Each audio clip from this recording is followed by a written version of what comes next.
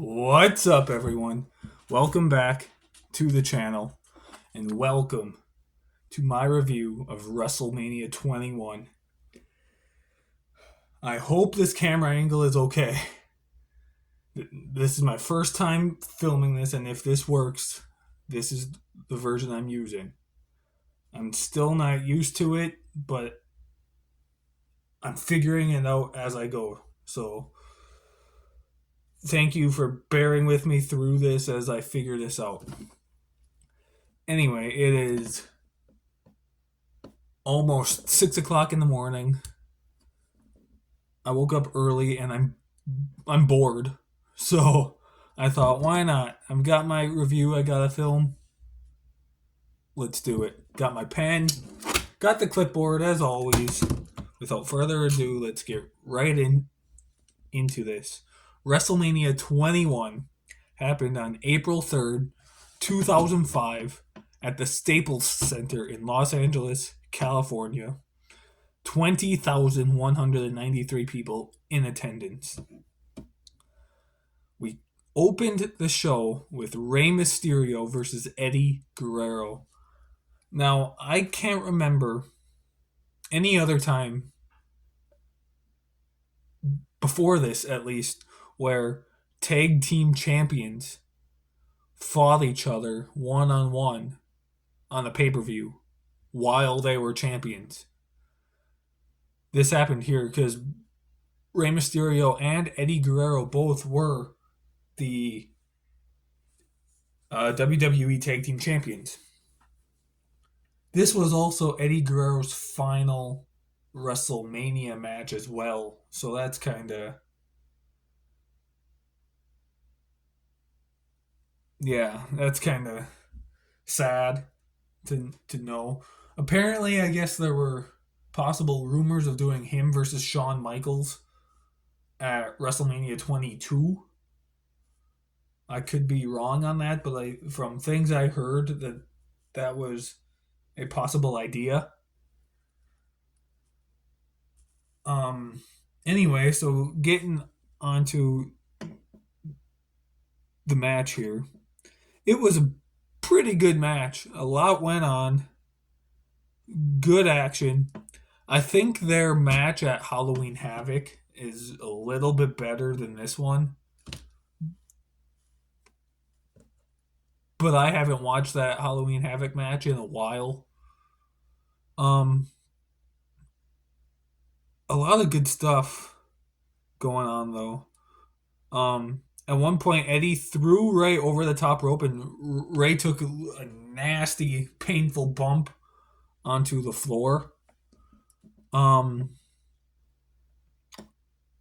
Let's see here. There was a double bridge kick out monkey flip type thing. I don't know how to explain it. That's how I wrote it in my notes. Double bridge kick out monkey flip thing. Like I can't explain it. Mysterio hit a corkscrew plancha over the top. That was awesome.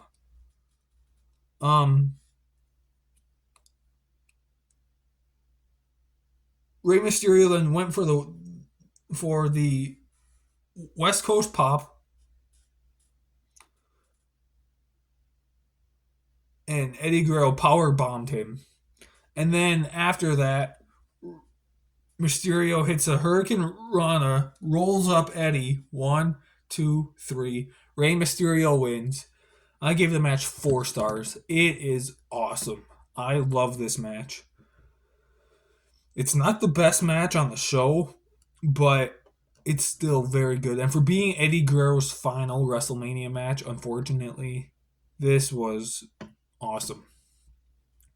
Up next, we had the first ever Money in the Bank ladder match. A match that was, I guess, invented by Chris Jericho. We had Chris Jericho, Chris Benoit, Christian, Shelton Benjamin, who was the Intercontinental Champion at the time, Edge, and Kane.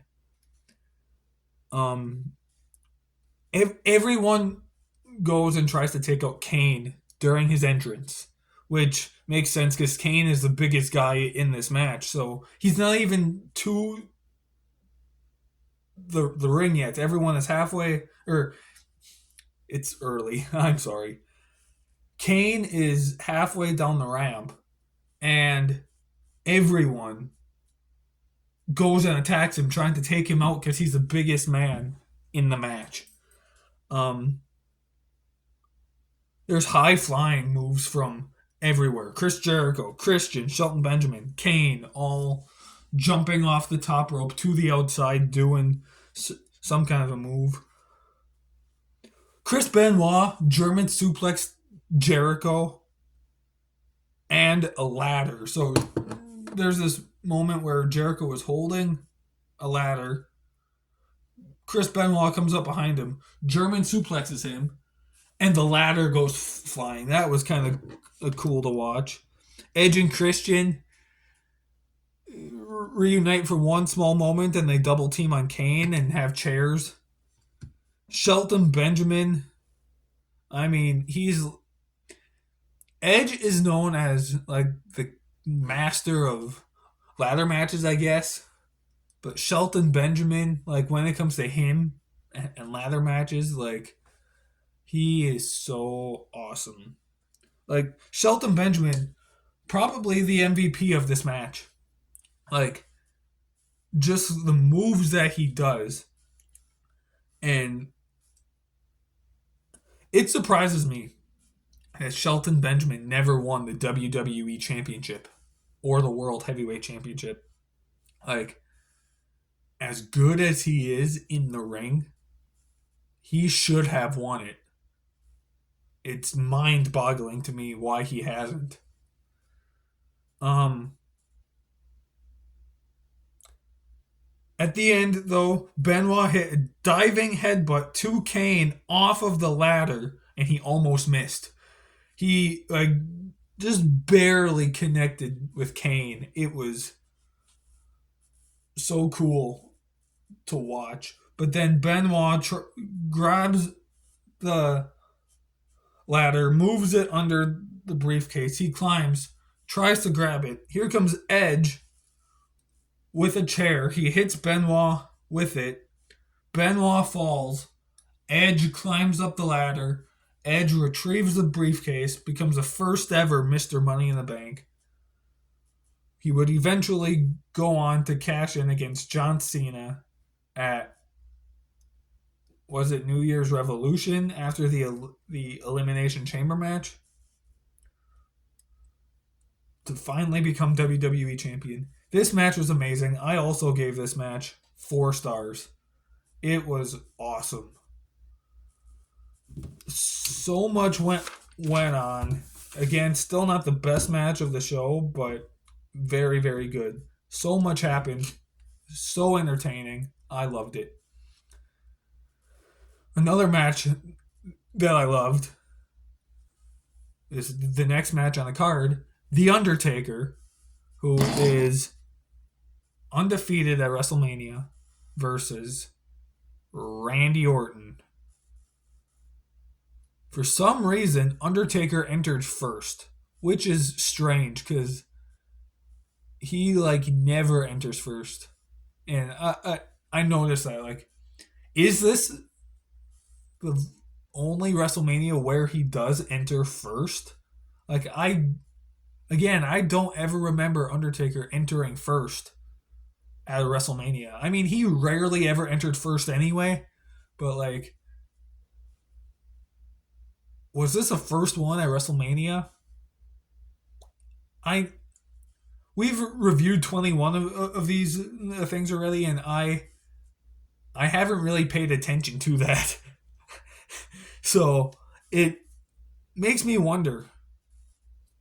Um anyway, I loved Undertaker's entrance though. He was on like a conveyor belt. He was just there standing on it and just like going down to the ring without walking. It was kind of cool. Um, the match was pretty fast paced, kind of throughout. It wasn't that long, maybe 13, 14 minutes, so not terribly long. Um, some cool moves in this match. Like at one point, Randy Orton drop kicked Undertaker. Undertaker's on the apron. Orton drop kicks him, and Taker bounces off the barricade. That was awesome. Um, the fans chant Randy sucks. Um, at one point, there's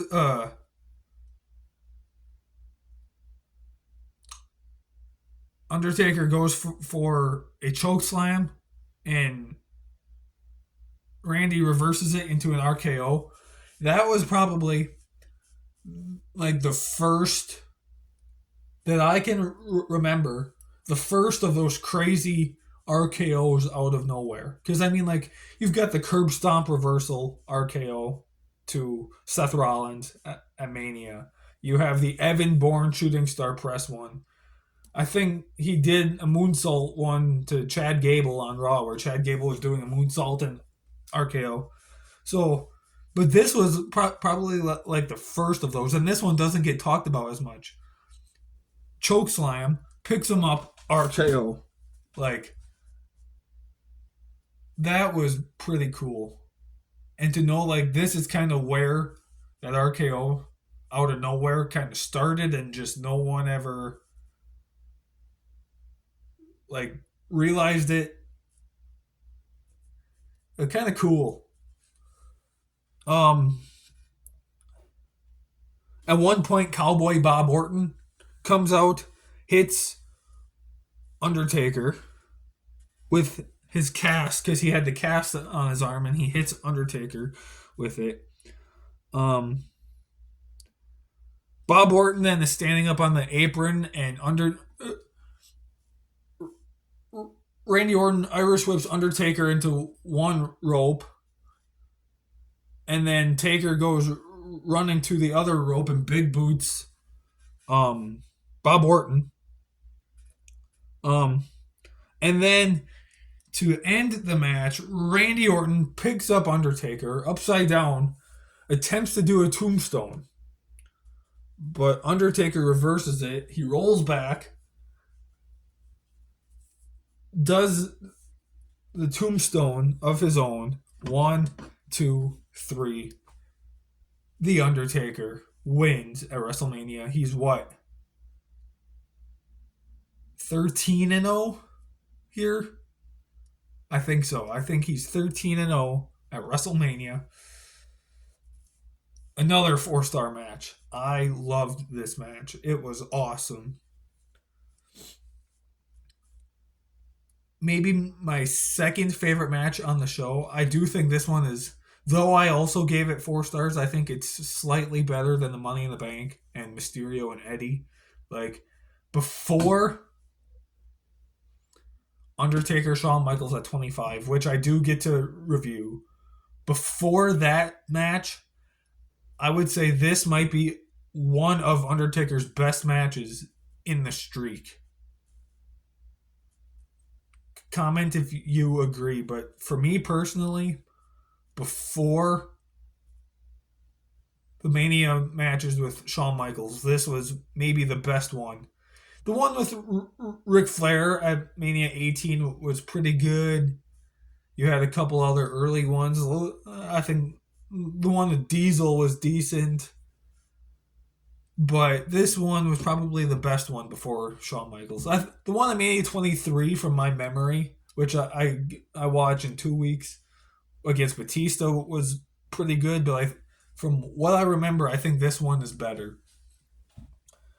But yeah, Undertaker wins. I gave it 4 stars. So we had 3 straight matches that were awesome. Awesome, awesome, awesome. And now we finally get slow break. Slow break. When we have the first championship match on the show, the women's title. Trish Stratus versus Christy Hemme. Who remembers Christy Hemme? I barely do. Like, I was watching wrestling at this time, but like I barely remember her. I mean, obviously, I've watched Mania 21 a handful of times, so I know her from this, but like I'm saying, like my childhood experience in 2005 when I was 7 or 8 years old, like I barely remember who she is. This match though just was not good, and it shows because Christy Hemme was not good.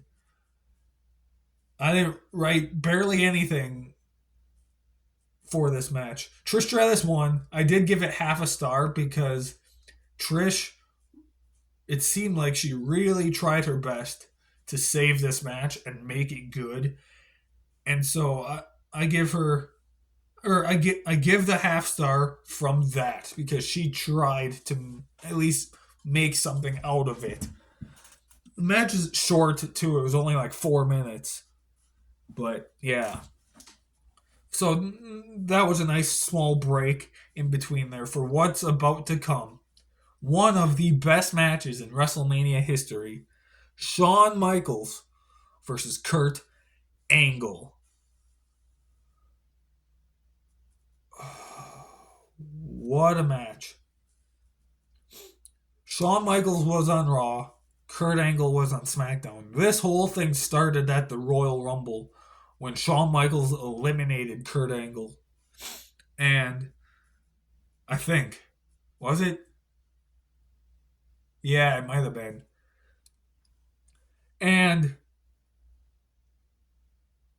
that's kind of where this whole thing started. And in the build up, you had that iconic moment where Kurt Angle would sing a parody of Shawn Michaels' theme song, which was so fun and awesome. And I remember watching that live on SmackDown when I was 8 years old and just laughing the entire time. And then when he did it again in his Hall of Fame speech, I was laughing just as hard. It was amazing. Um, I, so much going on. Like I didn't write very many notes for this match, or at least anything worth talking about, because I was paying so much attention to the match that I didn't worry about notes. So I'm going pretty much off of memory here. I didn't write a lot of stuff down. Um, I did write down the winner and the star rating, which I'm sure you guys know what star rating I gave it. But anyway, um, let's see here. Angle hit multiple suplexes. Like there were quite a few. Um, at one point, Kurt Angle's on the floor on the outside, and Shawn Michaels hits a crossbody to Angle. And then there's another moment where Shawn Michaels is standing on the apron. Kurt Angle comes up behind him and tries to give him a German suplex off the apron. And that is just so awesome. And then there's a moment where Kurt Angle is laying on the table, the commentary table. Shawn Michaels tries to do a springboard crossbody off the rope to Angle through the table. He hits Angle, but the table doesn't break. And it was supposed to break. So that made the moment even cooler because knowing now that the table didn't break, that means that it hurts more than it originally should. And so that made the moment even better. So many high spots to Angle with a moonsault, and like this match is filled with high spots, and that's why it's so awesome. Angle attempted the ankle lock, like had to be at least 4 times, and then the final time he hit it, Shawn Michaels tapped out. Kurt Angle wins. I mean, it's a 5-star match. What's there not to say awesome about this? Like, it's amazing. Like, one of the best matches in WrestleMania history, no doubt. Like, it's awesome. I love it. 24/7 loves it. I mean, obviously, Kurt Angle is his favorite wrestler of all time. So I'm sure he would have loved to talk about this match and everything. And I know he loves this show because he's constantly been texting me over the past week about how much he loves it. So anyway, after that we have another small break match. It was the sumo match between the Big Show and Aki Bono. I remember watching this match. There's a car outside. I remember watching this match as a kid and just being like, why is this happening? I don't I don't remember the build up to this match. I wasn't watching the pay-per-views live, but I my cousin had a DVD copy of this, which I do. It's back over there somewhere. I have a DVD copy of this as well, and that's how I watched this. But at the time, I didn't, and so I borrowed it from my cousin, and I remember watching this match for the first time and just being like, "Why is this on here? This is stupid." And that was exactly my thought watching this back. Oh, excuse me. I wrote, "This match sucks." And that's all I put, but I forgot to write the winner, which was Aki Bono. I gave it 0 stars. Like, there's nothing to it. They're just sumo wrestling for a minute, and then Aki Bono throws Big Show out of the circle, and Big Show ends up out of the ring onto the floor. There's nothing to it. Moving on, the WWE Championship between the champion JBL and John Cena. John Cena's second ever WrestleMania match. And it's kind of weird knowing that, well, okay, not weird. How do I explain this? I guess it's not weird, but like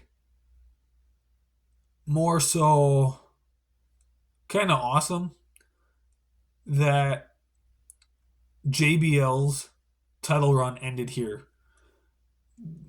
The reason I said it was weird is because the way his title run went from 2004 to 2005, at one point he was the longest champion in SmackDown history.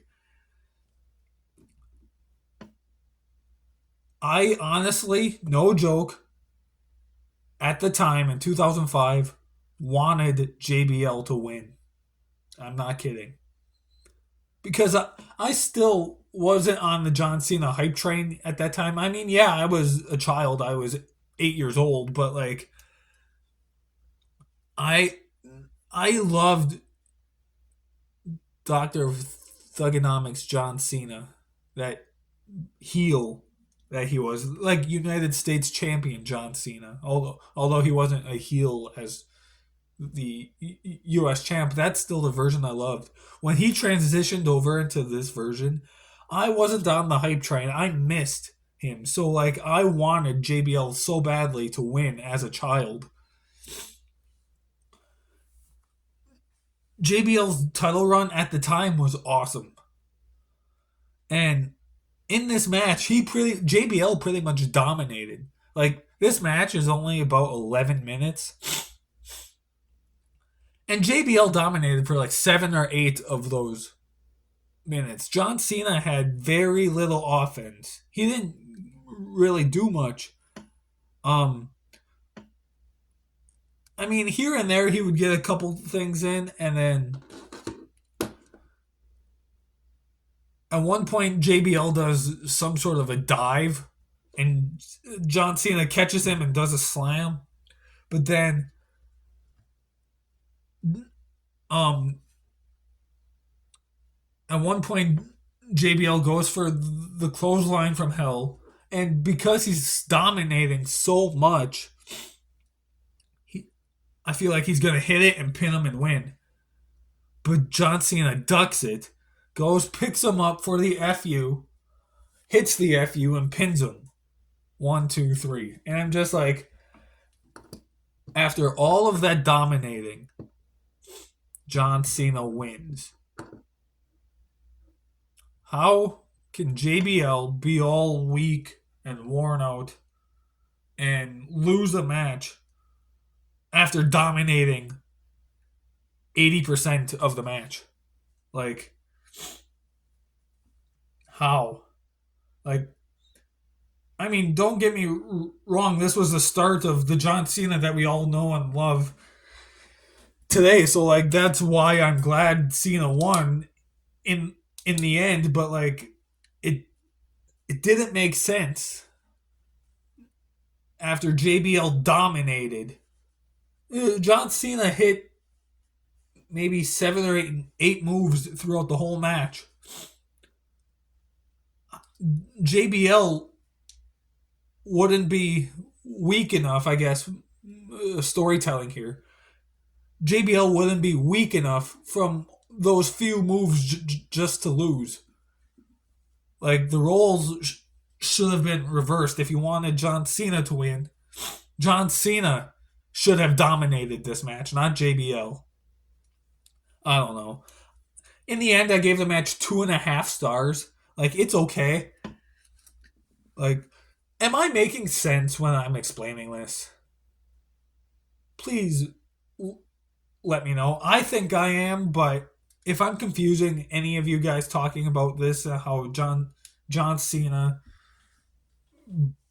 like barely won and how it's confusing. If I'm being confusing explaining this, I'm sorry, but in my head, it the way I'm explaining it, it makes sense. But anyway, moving on to what is the main event for the World Heavyweight Championship. The champion Triple H versus Batista. What a good match from a storytelling standpoint. This was the end of Evolution as we knew it. Batista won the Royal Rumble. He had the chance to and I remember watching it vividly. Holding up the 2 clipboards, one for SmackDown to face JBL, one to stay on Raw to face Triple H. He throws the Raw one down, holds up the SmackDown one, does a thumb up, and then the thumbs down, and then just beats up Triple H. Like, that was so awesome. Evolution. Though I love Evolution, and I think they're slightly underrated. Just slightly underrated. 24/7 hates Evolution, by the way. But though I loved Evolution, that moment where Batista turned on Triple H was so awesome. I loved watching that. This was also the end of Triple H's reign of terror because he wouldn't win another world title for like 3 years after this. I think 2008 would be the next time he won a major or a title of any kind, actually, I think. Spoiler, Batista wins, that means, but yeah, just it was good. I'm going based off of memory here. I think their match at WrestleMania 35 is a little bit better than this one. I don't know. I'm going based off of memory. I haven't watched that match at Mania 35 since it aired live almost 5 years ago now. So I'm going based off of memory as saying that. But from what I remember, I think I like that match at 35 better than this one. But this one, I don't think is bad. There's a lot going on. Ric Flair gets involved. Um, there's fighting on the outside. Triple H gets busted open at one point. Triple H at one point, he's outside. He takes the top set of stairs off, tries to pedigree Batista on the bottom set, but Batista reverses it, grabs Triple H's legs and does like a catapult or a slingshot into the ring post. That was cool, and I think that's what busted Triple H open. Um, Batista took out Flair at one point. Triple H grabs a chair. The referee tries to stop it, but then the referee gets taken out. Um, Flair tried to hit Batista with the title belt, but Batista gave Flair a spine buster. Triple H then hit Batista with the title, but then in the end, Batista attempts a Batista bomb. Triple H hits a low blow instead. They do some more fighting, and then Batista actually does finally hit the Batista bomb. 1, 2, 3. Batista wins. Batista is your new World Heavyweight Champion. I gave this match 3 stars. It was good. I liked a good chunk of it. There are some parts of it where it was just kind of slow and dragging. But for the most part, I enjoyed it for what it was. 3 stars. Again, this was the end of the reign of terror finally, because Triple H hadn't won another title for 3 years after this. So, yeah. This show was awesome. Overall, I gave it an 8.5 out of 10. It's amazing. One of the best WrestleManias of all time. I think 24/7 and I, we ranked each. We have our own rankings of every WrestleMania. And now, after reviewing these, we're probably going to have to change the rankings, but we have Mania 21 somewhere, like top 10 for sure, somewhere up there. I'm not sure exactly where, but both of us love this show a lot. Anyway, that was it for WrestleMania 21. That took a little longer than I was hoping. Thank you so much for watching. Thank you so much for bearing with me while I still figure out my camera settings here. I hope you enjoyed it. Next week, you guys have 24/7 again with WrestleMania 22, which I'm kind of jealous because I love WrestleMania 22. That's my second favorite Mania of all time. I grew up watching that. I had a DVD copy of it when I had my cable TV shut off as a child and I couldn't watch wrestling live. All I could watch were the DVDs I had and then whichever ones my local library had that you could rent. And Mania 22 was one of them. So like I've watched Mania 22, no joke, probably 15 to 25 times in my life, somewhere in there. Like, I love that show, and it's very nostalgic for me. So I'm probably going to watch it anyway, but I'm jealous that 24/7 gets to review it, and I don't. Because I love that show. But next time you do see me, and the next one I do review is WrestleMania 23, which I've only seen, I believe, one time full in its entirety. So that's going to be fun to watch again because it's been so long. But anyway, thank you so much for watching. I hope you enjoyed it. I will see you guys next time.